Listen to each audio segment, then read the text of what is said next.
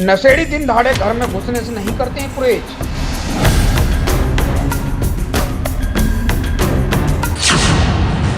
उत्तरी पूर्वी दिल्ली के थाना सोनिया बहर के इलाके में नशेड़ियों का आतंक।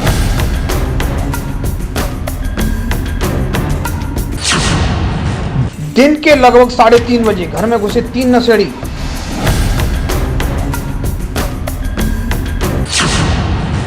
दिल्ली पुलिस से शिकायत करने पर हौसला नहीं, निराशा लगती है हाथ। रात के अंधेरे में नहीं बल्कि दिन के उजाले में भी नशेड़ियों से डरते हैं लोग। नमस्कार, आप देख रहे हैं टीवी 29 न्यूज। मैं हूं आपके साथ उमेश पाल। मैं इस समय जी ब्लॉक की सोनिया बहर का जी ब्लॉक लगता है, जहां हरदन पब्लिक स्कूल के पास 11 नंबर गली में हूं, जहां बताया जा रहा है दिल्ली पुलिस कहती है कि हमारी दिल्ली हमारे रहते हुए पूरी सुरक्षित है। लेकिन आपको हम आपको बताते चलें कि यहाँ पर दिन दहाड़े, रात में नहीं दिन दहाड़े यहाँ चोर बदमाश उनके घरों में घुस जाते हैं लोगों के, और चोरी की वारदात को अंजाम देकर बड़े आसानी से निकल जाते हैं।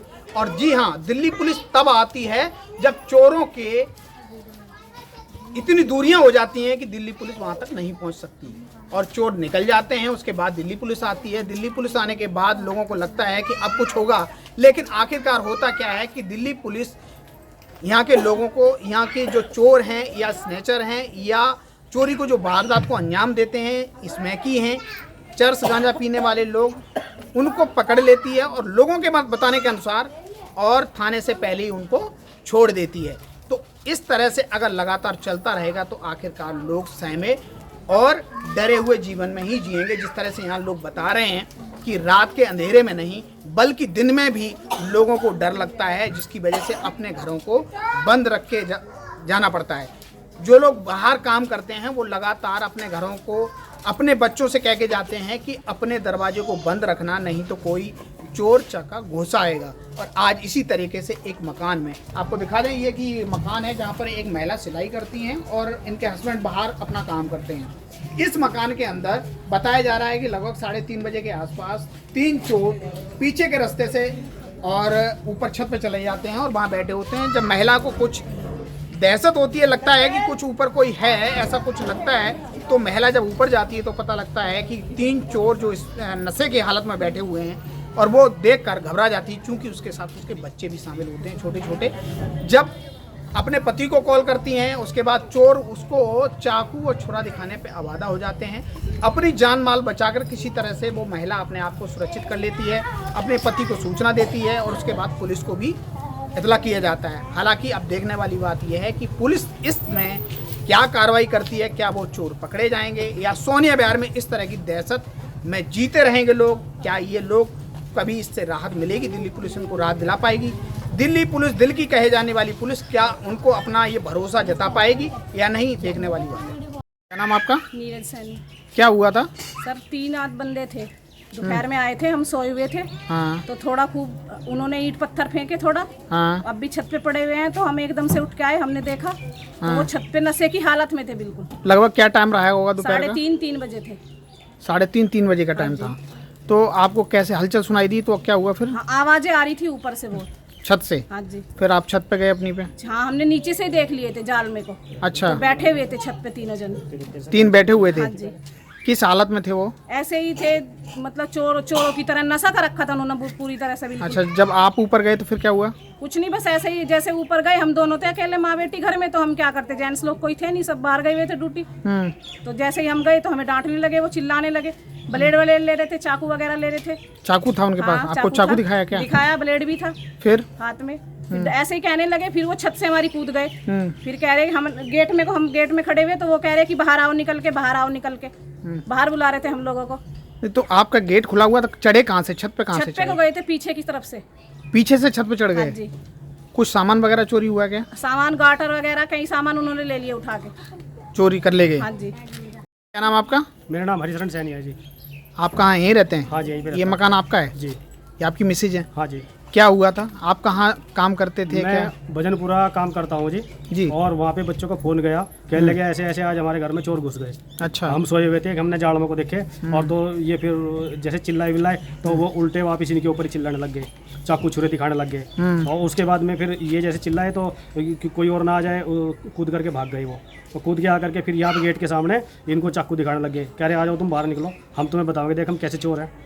अच्छा। हाँ, ये कहने लगे बाहर निकलो, तुम बाहर निकलने की तो हिम्मत दिखाओ एक बार। आपके घर से आपके पास कितने बजे की लगभग सूचना होगी? कितने बजे कॉल गया मेरे था? पास में फोन में रिकॉर्डिंग है, उस टाइम पे जैसे कॉल गया उससे तुरंत पहले ही एकदम तभी की घटना है ये सब। तो ये है फोन गया है 3:53 पे, नहीं 3:53 पे तो मैंने पुलिस वालों को फोन कर दिया, सबसे पहले कॉल गया था। चलो कोई नहीं, उसे छोड़ो, आप ये बताओ।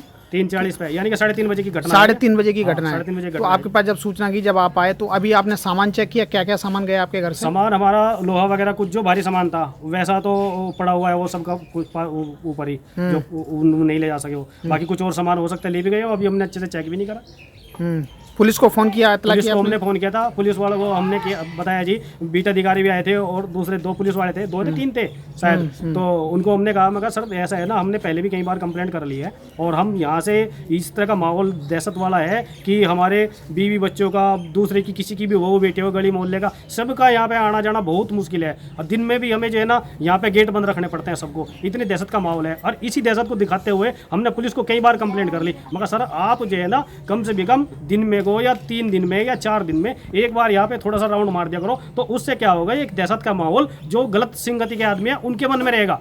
सूचना देने के बाद पुलिस इधर राउंड नहीं करती? उसके नहीं, अब वही है, मान लिया कि 10 बार कह रहे हैं, 10 बार के बाद में एक बार आकर के राउंड मार करके चले गए, फॉर्मेलिटी दिखा करके, और उसके बाद में चोर उनके सामने भाग गया और उसके पीछे पीछे उधर को घूम करके फिर आकर के बैठ गया।